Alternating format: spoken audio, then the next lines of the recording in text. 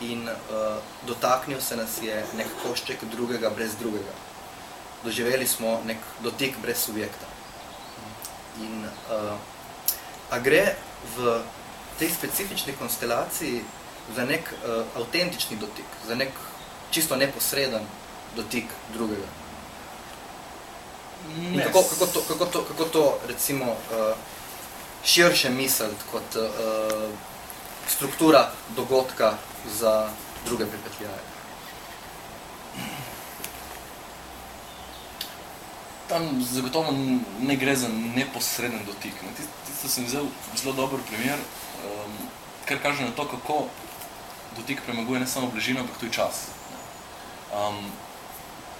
Bom poskušal spet odgovoriti po Vinku z enim drugim primerom, ki ga tudi omenjam v uvodu, in to je zopet vzeto iz umetniškega sveta. Pravila nedotikanja v muzejih vsi poznamo. Umetnino v muzejih se ne dotikamo, ampak ni bilo vedno tako. Včasih se je, v 18-19. stoletje še, se je umetnine uživalo ne samo s pogledom, z vonjom, recimo olje na platno, ampak tudi z dotikom. Mišljeno je bilo, da se jih dotikamo.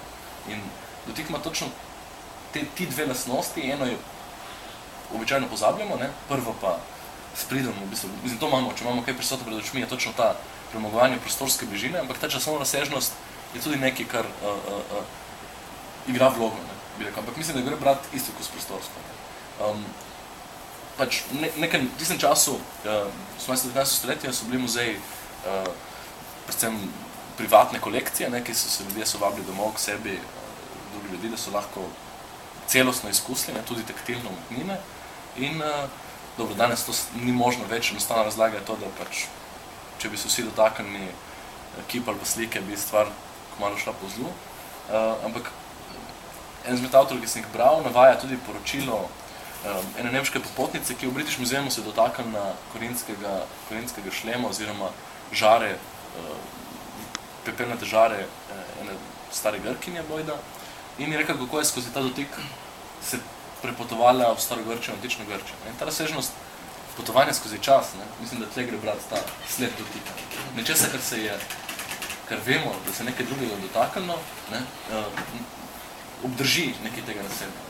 Ampak mislim, da tukaj treba predzirati ta, a gre za, recimo, kot ta sled toplote, a gre za fizično dojetje, ali gre zgolj za vednost, ta pepel pa prihaja iz stare Grčije. Mislim, da gre za isto stvar. Oboje gre za neko vednost. Samo da v prvem primeru je ta vednost empirična, čutna, neposredno zaznavna, drugič pa gre za nek drugi tip vednosti. Ta žara je tukaj in vem, da je iz tega obdobja.